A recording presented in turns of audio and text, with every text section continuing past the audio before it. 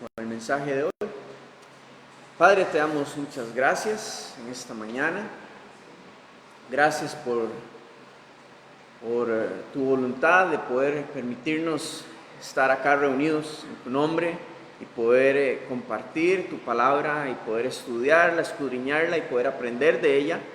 Gracias, Padre, porque no es sabiduría de los hombres, es tu sabiduría, la cual, Señor, nos enriquece y nos guía en nuestro estilo de vida y en nuestro caminar de fe. Bendito Dios.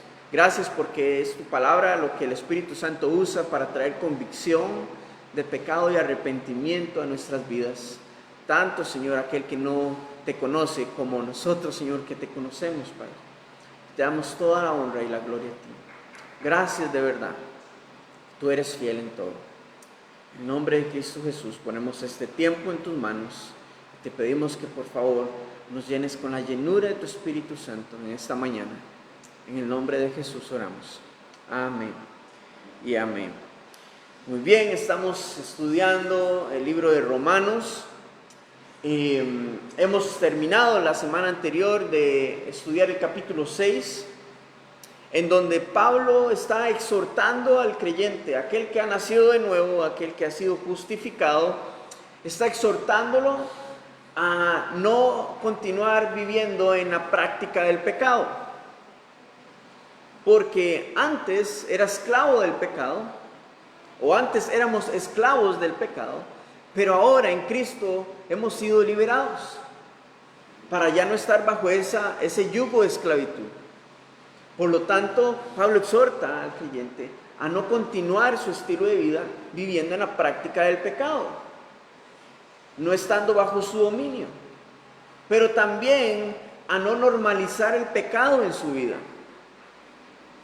Porque muchas veces pensamos que la práctica del pecado, sí, nosotros ya no estamos en esas prácticas, recurriendo al pecado en todo momento.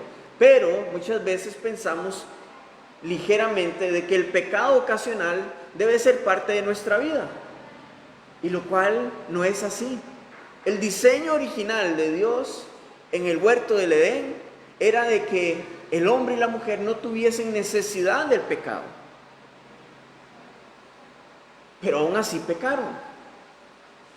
Ahora nosotros, que hemos nacido de nuevo, hemos nacido conforme al diseño que era la voluntad de Dios. Hemos nacido de nuevo teniendo una relación con Dios armoniosa a través de Jesucristo y sin la necesidad del pecado. Pero aún así, muchas veces accedemos al pecado. Pero el llamado de Pablo, la exhortación de Pablo en capítulo 6 es que no debemos de verlo con normalidad, sino que debemos de resistir. No tenemos que permitir que Él gobierne sobre nosotros, que Él reine sobre nosotros y que guíe nuestra vida y hasta nuestro cuerpo a cometer pecado, sino que tenemos que resistir. Y la manera de resistir es permaneciendo en Cristo Jesús, es acudiendo al trono de la gracia, al cual tenemos acceso y podemos entrar confiadamente delante del trono de Dios y decirle: Señor, por favor, ayúdame, porque estoy propenso a ceder en mis debilidades. Y es esa lucha la que el creyente debe de tener, esa resistencia ante sus debilidades, ante la tentación, ante lo que el viejo hombre quiere hacer nuevamente. Y entonces ahí, nos dice la palabra de Dios, encontraremos oportuno socorro. Encontraremos la ayuda de parte del Señor, la fortaleza para poder permanecer en Él y ganar por ese día, por ese momento, esa lucha, esa batalla. Pero esto es todos los días, 24/7, y por el resto de nuestra vida en esta tierra. Así que ese es el ánimo que Pablo le está dando a la iglesia, al creyente. No practique el pecado, usted ya no está para ese estilo de vida. No vea con normalidad el pecado ocasional. Resista, permanezca en el Señor, que sea Él que gobierne tu vida. Y recuerda, estás bajo la gracia sobreabundante. Pero también, no solamente eso, sino que Pablo exhorta y anima al creyente a que su vida de fruto tenga como fruto la santificación. Y vimos que hay 3 objetivos en la vida del creyente por parte del Señor: la salvación, la santificación y por último, cuando el Señor venga por su iglesia, la glorificación, donde nuestros cuerpos serán glorificados para vivir eternamente con Él. Pero durante nuestro tiempo en esta tierra estamos en la santificación, aquellos que tenemos a Cristo en nuestra vida. Y la palabra santificación vimos que lo que significa es una vida apartada para Dios, no perfecta, intachable, sin mancha, no, una vida apartada para el Señor, consagrada a Él, en donde Él es quien nos guía, ya no el pecado, sino que ahora es Él. Pero esto no nos exonera de que vamos a tener tiempos de debilidad, pero esos tiempos de debilidad tenemos que permanecer en Él, tratar de resistir y luchar la buena batalla de nuestra fe. Entonces, ahora Pablo en esta misma línea va a continuar hablando acerca de cómo funciona la ley, los mandamientos respecto a nuestra nueva vida en Cristo y respecto al pecado. Y va a ilustrarnos de una manera muy simple cuál es nuestra lucha. E incluso él va a hablar acerca de su propia lucha. Así que vamos al capítulo 7, versículo 1, dice: ¿acaso ignoráis, hermanos, pues hablo con los que conocen la ley, que la ley se enseñoreará del hombre entre tanto que éste vive? Lo que Pablo está diciendo es que no ignoren algo muy simple y real. La ley tiene cierta influencia sobre una persona durante el tiempo en el que esta persona esté viva en esta tierra. Porque, a ver, la ley, después de que una persona muere, ya no puede juzgarla, ya no puede condenarla. ¿Por qué? Porque ya está muerta, ya ha muerto. Entonces, ese es el primer mensaje de Pablo. La ley se enseñoreará sobre una persona hasta que, mientras ésta esté viva, pero ya muerta, no tiene poder sobre ella, ya no puede condenarla. Y ahora vamos a ver un ejemplo. Versículo 2: porque la mujer casada está sujeta a la ley por la ley al marido mientras éste vive. Pero si el marido muere, ella queda libre de la ley del marido. Así que si en vida del marido se uniere a otro varón, será llamada adúltera. Pero si su marido muriere, es libre de esa ley, de tal manera que si se uniere a otro marido, no será adúltera. Este es un ejemplo. Pablo no está enfocándose a hablar del matrimonio en sí, sino está tomando una ilustración para poder explicar. En el capítulo anterior usó el ejemplo de la relación entre el esclavo y el amo para explicar el dominio que tiene el pecado sobre la humanidad, sobre cada ser humano. En este caso está tomando un caso, el matrimonio dentro del marco de la ley. Por lo tanto, todos sabemos, los que conocen la ley, saben que dentro del matrimonio, y en este caso está poniendo el ejemplo de la mujer. Si la mujer está dentro del matrimonio y busca unirse a otro hombre mientras su esposo está vivo, esto se considera, es condenado como adulterio, infidelidad. Pero si la mujer, habiendo muerto el marido, la mujer que ahora es viuda, ella queda libre para poder acceder a continuar su vida y poder casarse nuevamente y tener un nuevo esposo. Y esto no la condena porque queda en libertad. Entonces, este es el ejemplo que Pablo está planteando. Ahora vamos a ver por qué nos está planteando este ejemplo. Versículo 4 dice: así también vosotros, hermanos míos, habéis muerto a la ley mediante el cuerpo de Cristo, para que seáis de otro, del que resucitó de los muertos, a fin de que llevemos fruto para Dios. Pablo está básicamente ilustrando la imagen de que la iglesia es la novia de Cristo. ¿Por qué? Porque la iglesia está compuesta por todos los seres humanos que han entregado su vida a Él, pero que ya han muerto al dominio y al gobierno del pecado.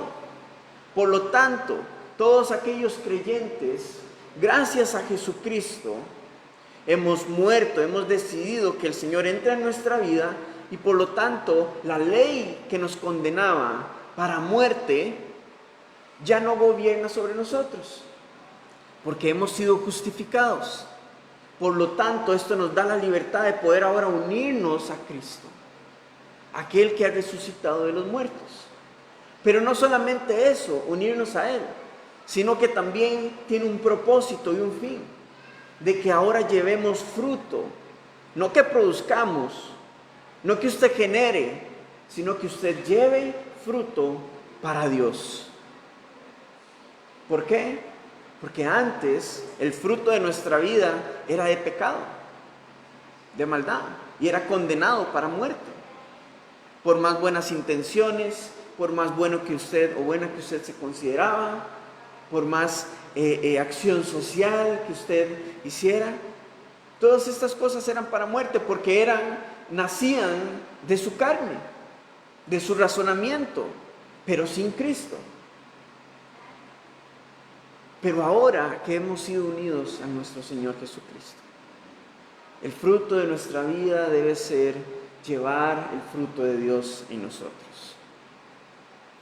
Continúa Pablo diciendo: porque mientras estábamos en la carne, las pasiones pecaminosas que eran por la ley obraban en nuestros miembros, llevando fruto para muerte. ¿Se dan cuenta? Ahora, en otra parte, la palabra del Señor nos dice que uno no puede decir que Dios es el que tienta al hombre, sino que más bien de las mismas concupiscencias, de las mismas pasiones pecaminosas que hay en el corazón del hombre, es que Él es tentado. O sea, de nuestra propia carne somos tentados.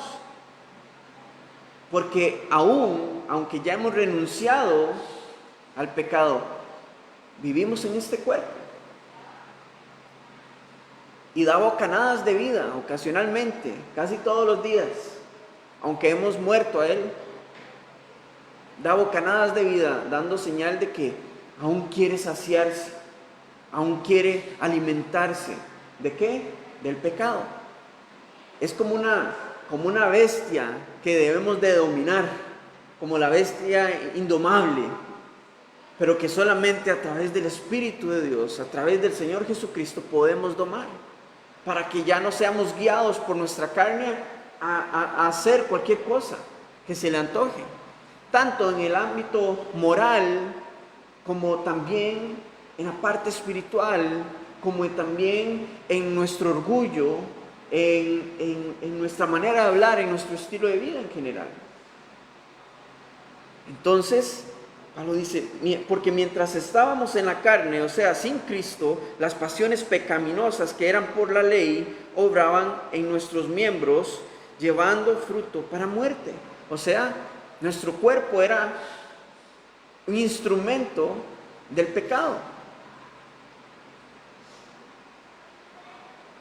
Versículo 6 dice: pero ahora somos libres de la ley, por haber muerto para aquella en que estábamos sujetos, o sea, aquella en la que éramos esclavos, de modo que sirvamos bajo el régimen nuevo del Espíritu y no bajo el régimen viejo de la letra. Y es interesante porque el factor que lo cambia todo es la muerte. Es la muerte. La muerte cambia nuestro estilo de vida. Si nosotros hemos muerto al pecado, quedamos libres de la condenación de la ley y quedamos vivos para vivir para Dios. Ya no estamos bajo el régimen de la carne o de la ley, sino que ahora estamos bajo el régimen del Espíritu.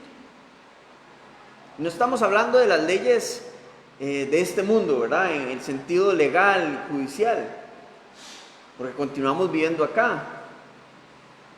Pero una ilustración muy clara es que es la que Pablo dio.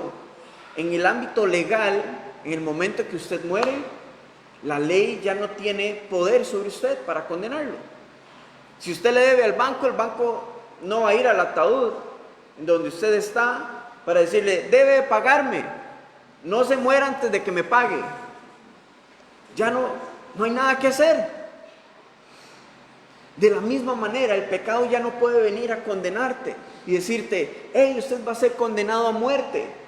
Usted merece la ira de Dios sobre usted. Porque hemos sido justificados en Cristo. Hemos muerto al pecado, pero hemos resucitado en Cristo Jesús.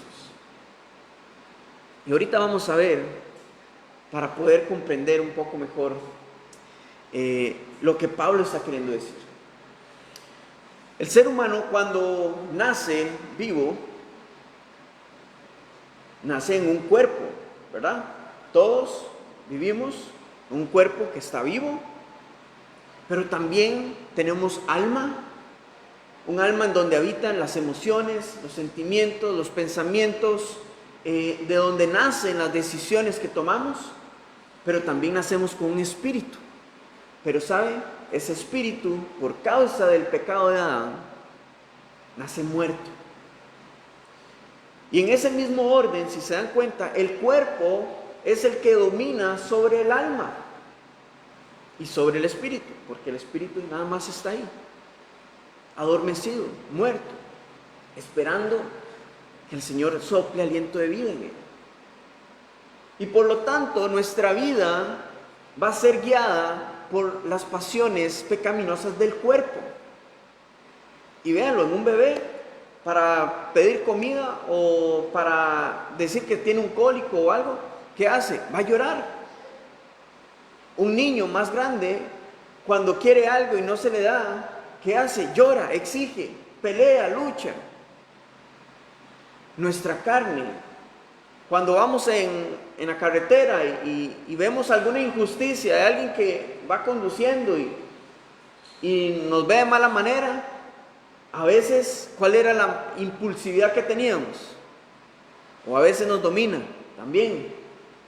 Responder a eso, dominados por nuestra carne. Porque es quien domina nuestra alma, es la que le da el mensaje al alma, a los pensamientos, a tener una mente pecaminosa, de deseos sexuales, maliciosos, de codicia, de hurto, de envidia, de odio. Entonces éramos dominados por eso. La carne dominando sobre el alma. Pero cuando venimos a Cristo, Él sopla aliento de vida, es su Espíritu Santo, y vienen a morar en nuestra vida el Padre, el Hijo, por medio del Espíritu Santo. Y entonces, ya el régimen que tenía la carne sobre nosotros desaparece o es desplazado para que sea el gobierno ahora del Espíritu Santo quien gobierne sobre nuestra alma, tal y como era el diseño original de Dios. En el huerto del Edén, el Espíritu gobernaba sobre el alma del hombre y de la mujer, sobre sus deseos, pensamientos, sobre el cuerpo, dominaba completamente. Y ahora en nosotros, eso es lo que viene a provocar el Espíritu Santo cuando entregamos nuestra vida a Cristo.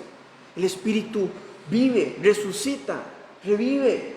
Y entonces podemos comprender que el campo de batalla está en nuestra alma, en nuestra mente, nuestros pensamientos, razonamientos. Una lucha entre quién quiere gobernar y quién quiere tomar el poder, entre la carne y el espíritu.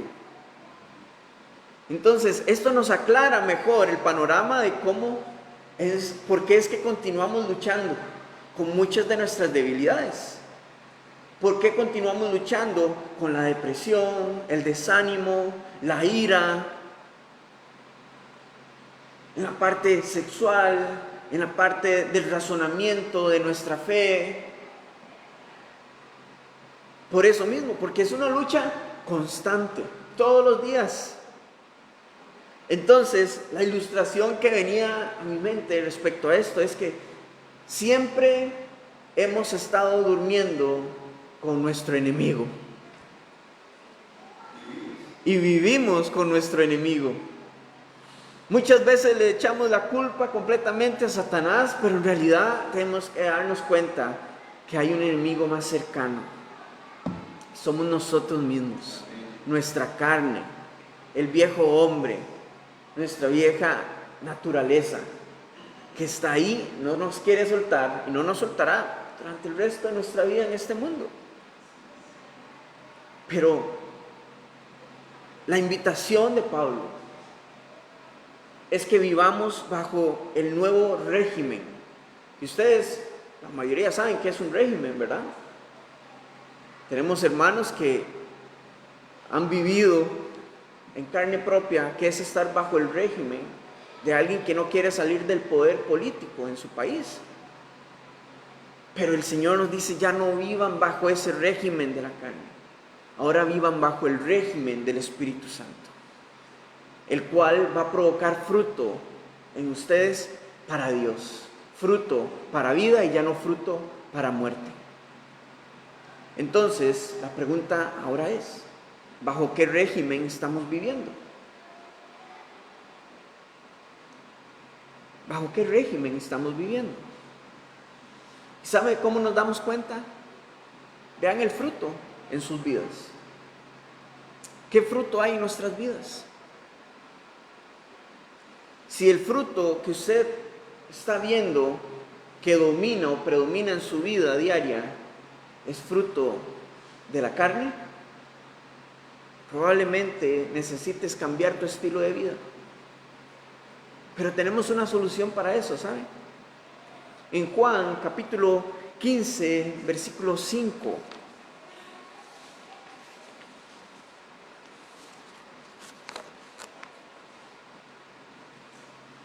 Juan capítulo 15, versículo 5.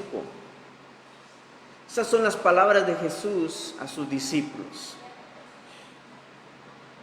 Él les dice, yo soy la vid, vosotros los pámpanos. El que cree en mí y yo en él, el que permanece en mí, y yo en él, este lleva mucho fruto, porque separados de mí, nada podéis hacer. Esta es la solución para poder cambiar el fruto que hay en nuestra vida.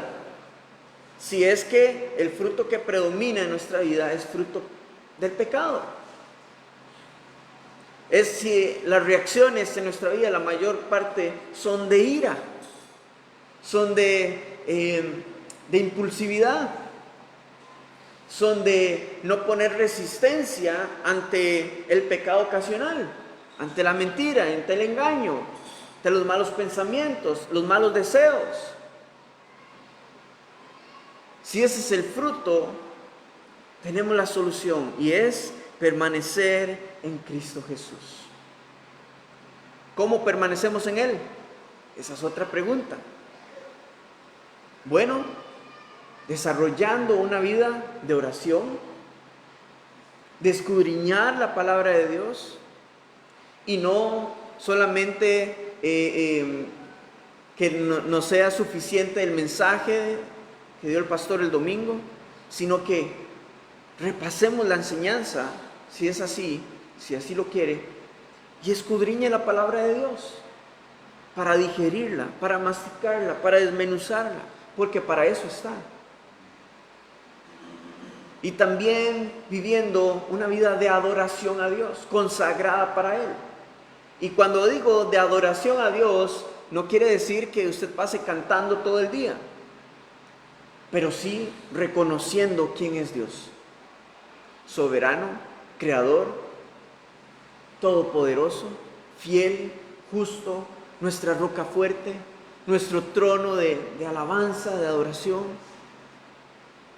nuestro oportuno socorro, nuestro Salvador. Reconozca en su vida quién es Él, y esto es parte de la adoración. Yo le aseguro que si usted practica estas cosas en su vida, el fruto en usted cambiará. Es que Dios no me habla. Bueno, lea la palabra. Pero es que no me habla con claridad. Bueno, ore, pídale al Espíritu Santo, que no está de adorno. El Señor le dijo a sus discípulos: el Espíritu Santo te va a guiar a toda verdad. Él es nuestro otro consolador. Entonces, ora, pídele al Señor la sabiduría, el entendimiento para comprender su palabra y para poder aplicarla en tu vida. Y entonces eso es permanecer en Cristo. Meditar. ¿Quién es Él? ¿Qué está queriéndome decir a través de su palabra? Y no nada más aprendernos un versículo y tenerlo como muletilla en un sticker o ahí apuntado en un adorno de la casa, sino que verdaderamente cambie su estilo de vida, cambie su corazón. Eso es permanecer en Él. Y el fruto vendrá, cambiará naturalmente, orgánicamente. Cuando usted se da cuenta, dice: pero ¿en qué momento mis reacciones ya no son como las de antes? Ahora son como diferentes. Gloria a Dios, porque es el fruto de Dios en usted. Cuando usted vive bajo el régimen nuevo del Espíritu. Continuamos en versículo 7, que ahora Pablo va a comenzar a hablar acerca de su propia lucha, la lucha de todo creyente. Dice: ¿qué diremos pues? ¿La ley es pecado? En ninguna manera. Pero yo no conocí el pecado sino por la ley, porque tampoco conociera la codicia si la ley no dijera: no codiciarás. Pablo está expresando aquí su lucha interior. ¿Se da cuenta? Entonces, al comprender todo esto, ¿quiere decir que la ley es pecado? No, sino que la ley nos muestra el pecado que hay en nosotros. Es como un escáner, es como un rayos X, es como un TAC, ¿verdad? En el cuerpo de una persona. Si usted tiene problemas, o si alguien tiene problemas de salud, lo meten y le hacen un TAC, un rayos X, etc. Se dan cuenta de que usted tiene un hueso roto y usted no se había dado cuenta. Entonces encuentran cuál es el problema en usted. Y de una vez le dicen: bueno, este es el medicamento para esto. Bueno, precisamente Pablo está hablando de que la ley es eso. La ley nos muestra cuál es nuestro problema. Y nos muestra que el problema está en nosotros, no en la ley, no en los límites, no en los mandamientos. El problema está en el corazón del hombre, en su carne. Y entonces Pablo dice: porque yo no conociera la ley, o yo no conociera el pecado de la codicia, si no dijera en los mandamientos: no codiciarás. Y él está hablando acerca de los 10 mandamientos, el 10º específicamente. Entonces parece que Pablo, quien vivía para la ley como fariseo, quien su vida era estudiar, ¿verdad?, los mandamientos de Dios y cumplirlos a perfección, ahora en Cristo se da cuenta de que la codicia era algo con lo que él estaba luchando. En algún aspecto, la codicia. Versículo 8 dice: mas el pecado, tomando ocasión por el mandamiento, produjo en mí toda codicia, porque sin la ley el pecado está muerto. Sin que Cristo haya revelado en él el pecado que había, para él no había pecado, porque no le había sido revelado. Conocía la ley y él pensaba que sus acciones mostraban que cumplía con cada uno de los mandamientos. Yo no estoy codiciando, pero cuando Cristo viene, el Espíritu Santo obra para la convicción del pecado y arrepentimiento en el ser humano. Entonces le muestra a Pablo que él tiene codicia en las intenciones de su corazón. Entonces Pablo comprende de que los mandamientos no hablan acerca solamente de lo que hacemos, sino que también de lo que hay en nuestro corazón, de las intenciones del corazón. Jesús se lo dijo también a los fariseos, que no es acerca de la letra, es acerca de lo que hay en el corazón de la persona. Y entonces Pablo comprende de que ahora, de que entiende que el pecado de la codicia, que la codicia es un pecado que lo atormenta a él, que dice, mas el pecado tomando ocasión por el mandamiento produjo en mí toda codicia. O sea, que más bien en lugar de él retraerse para no codiciar más, ahora más bien es como que lo despertaron y esa es la lucha que él tiene. Porque ahora entonces lucha con ver que en todo lado ha sido codicioso por muchas cosas.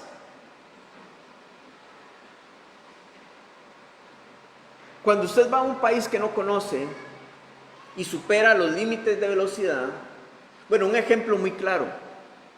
En Estados Unidos, la velocidad se mide por millas por horas. En Latinoamérica se mide por kilómetros por horas.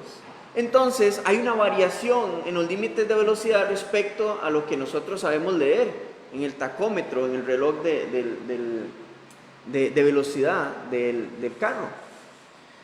Y si usted supera los límites de velocidad, usted va a tener allá una patrulla detrás suyo hasta que usted se detenga. Y probablemente le van a preguntar, pero usted no se da cuenta que va superando los límites de velocidad. No, pero yo voy a 70, sí, pero aquí la velocidad límite son 60 millas por hora. Y usted, pero no, yo estoy yendo en kilómetros.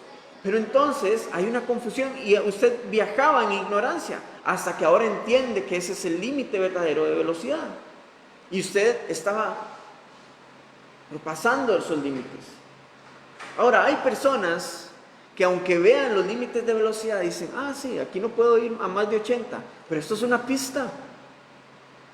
Y le mete hasta que usted va a 100 por hora, cuando el límite era 80. Muchas veces exactamente es como funciona el pecado en nuestra vida. Sabe cuáles son los límites, pero aún así los quiere ignorar para cometerlos. Otro ejemplo muy sencillo. Usted le dice a un niño, este micrófono no lo toque. ¿Pero por qué? Simplemente no tienes que tocarlo. Y tal vez el micrófono estuvo ahí durante mucho tiempo, pero en el momento que él escucha que hay un límite, pasa viéndolo constantemente hasta llega el momento en el que él va a tomarlo y lo va a agarrar. Y lo que pasa en nuestra vida es eso.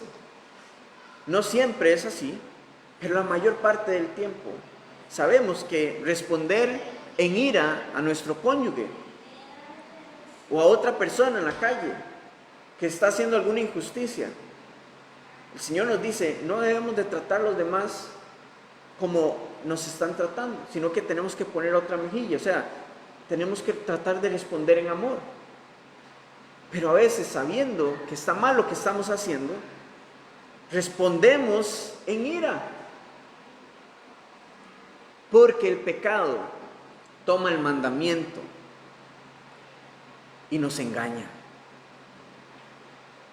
Y nos reta. El pecado es retador. El pecado te reta a ir hasta el límite y pasarlo. Continúa diciendo en versículo 9, Y yo sin la ley vivía en un tiempo, pero venido el mandamiento, el pecado revivió y yo morí. Y hallé que el mismo mandamiento que era para vida, a mí me resultó para muerte.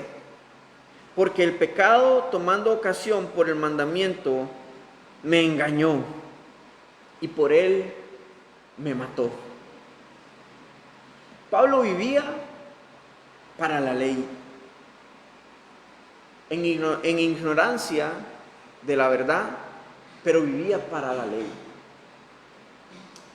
En Filipenses, de hecho, en el capítulo 3, versículo 6, Pablo está dando su currículum de vida y él dice: en cuanto al celo, perseguidor de la iglesia; en cuanto a la justicia de la ley, hallado irreprensible. O sea, se creía perfecto, cumplía perfectamente los mandamientos de la ley, irreprensible. Y él vivía para eso. Probablemente también tenía presente Levítico 18:5, que son las palabras de Dios al pueblo de Israel, que les dice: por tanto, guardarán mis estatutos y mis leyes, por los cuales el hombre vivirá si los cumple. Vivirá si los cumple. Así que los fariseos vivían en ese formato de vida, intachables, en perfección de sus obras. Como dijo Jesús, ustedes son tumbas blanqueadas, que por fuera se ven limpias, perfectas, hermosas, pero por dentro hay muerte y destrucción. Entonces Pablo estaba en ignorancia de lo que había en su corazón y vivía, según él, en perfección. Pero entonces, dice: yo sin la ley vivía en un tiempo, pero venido el mandamiento, el pecado revivió. O sea, se desmanteló, se descubrió, cuando él se vio frente a frente con el Espíritu Santo mostrándole el pecado que habitaba en él. Y entonces revivió y yo morí. Y hallé que el mismo mandamiento que era para vida en algún momento para él, por lo que él vivía, a mí me resultó para muerte. Porque el pecado, tomando ocasión por el mandamiento, me engañó y por él me mató.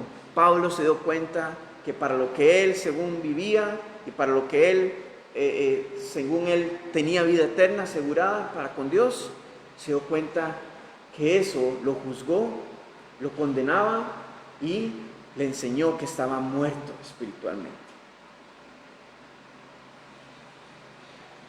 Respecto al engaño, una ilustración muy gráfica la tenemos en Eva, en el jardín del Edén. Ella sabe el mandamiento de Dios, que de todos los árboles podían comer, menos del árbol de la ciencia del bien y del mal. Y cuando está cerca de él la serpiente, Satanás, comienza a atraerla, usando la verdad de Dios, usando el mandamiento de Dios, pero distorsionándolo para engañar a Eva al punto de que ella comió del fruto. Exactamente, el pecado actúa así. Si Dios no les hubiera dicho acerca de que no podían comer de este fruto, probablemente ellos hubiesen tenido libertad y seguramente hubieran comido hasta de ese fruto en ignorancia. Pero el hecho es que en el momento que Dios les mandó no comer del árbol de la ciencia del bien y del mal, Satanás se usó de eso para distorsionar la verdad y poder acomodarla a su conveniencia y engañar a la mujer para matarla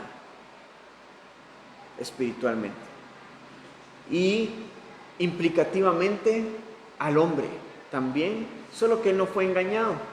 Él fue engañado no por la serpiente, no por Satanás, sino su cuerpo comenzó a ver que no había pasado nada, lo deseó también y lo comió y ambos murieron. El pecado, hermanos, en nuestra vida es así. Nos engaña. y busca cómo acomodar la verdad y los mandamientos del Señor a su propia conveniencia para que nosotros caigamos ahí, en ese engaño y cometamos todo tipo de maldad. Pero la verdad es que el pecado no debe de ser normal en nuestra vida. Tenemos que resistir ante él y podemos hacerlo, tenemos la opción de hacerlo. Vivir bajo el nuevo régimen del Espíritu. La conclusión de Pablo en versículo 12, en respuesta al versículo 7, dice: de manera que la ley a la verdad es santa y el mandato santo, justo y bueno. O sea, es perfecto, porque es dado por Dios y porque simplemente la ley muestra el pecado, no es el pecado. El pecado o el problema mora en cada uno de nosotros. Ahora lo sabemos, y ahora sabiéndolo,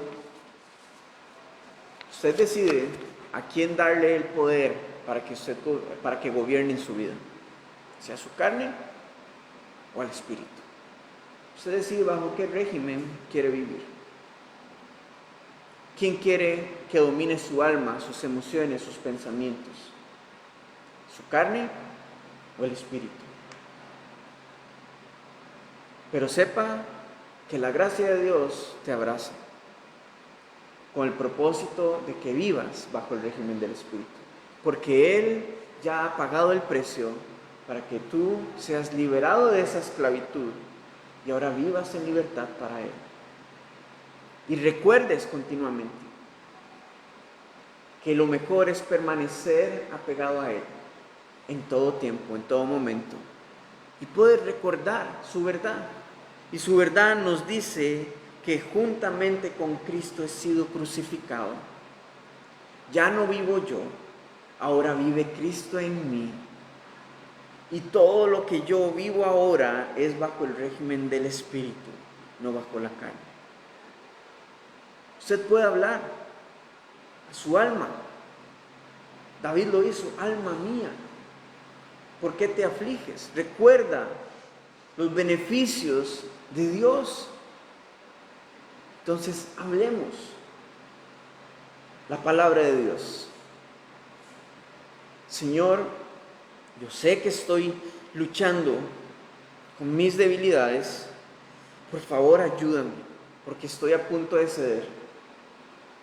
No tiene que ser muy religioso en sus palabras, en su dialecto. Simplemente sea sincero y el Señor traerá su ayuda. El Señor traerá su sustento y proveerá lo que necesitamos en cada momento, en cada situación. Él es fiel. Pero luchemos, permanezcamos firmes, perseveremos en la verdad, escudriñemos la palabra, mantengamos vida de oración, vida de adoración y también de oración unos por otros. Es necesario, porque el enemigo, nuestro viejo hombre, todos los días vive con nosotros. Amén. Señor, te damos gracias por tu palabra, gracias porque a través de ella podemos comprender toda verdad, la verdad a la cual tu Espíritu Santo nos guía. Señor, y gracias porque a través de tu palabra podemos ahora tener aún mayor conciencia y comprensión de quién es nuestro inmediato enemigo, Señor. Y esa es nuestra carne. Y reconocemos que luchamos cada día, cada momento, cada mañana, incluso hasta después del servicio. Luchamos en nuestro hogar, en la calle, en todo lugar donde vamos. Con nuestra carne y con la carne de otros también, Señor. Lo reconocemos, que somos débiles. Pero tu palabra nos dice en 1 Corintios: bástate mi gracia, porque tu poder se perfecciona en mi debilidad. Señor, y abogamos por eso, de que es tu gracia, es tu poder, el cual se puede perfeccionar en nuestras vidas, en nuestros corazones.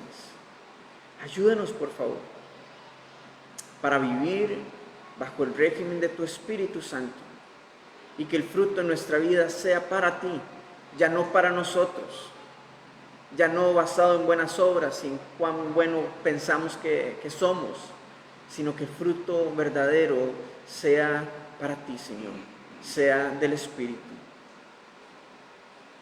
Te damos toda la honra, Señor, la gloria a ti. En el nombre de Jesús oramos. Amén y amén. Gloria a Dios.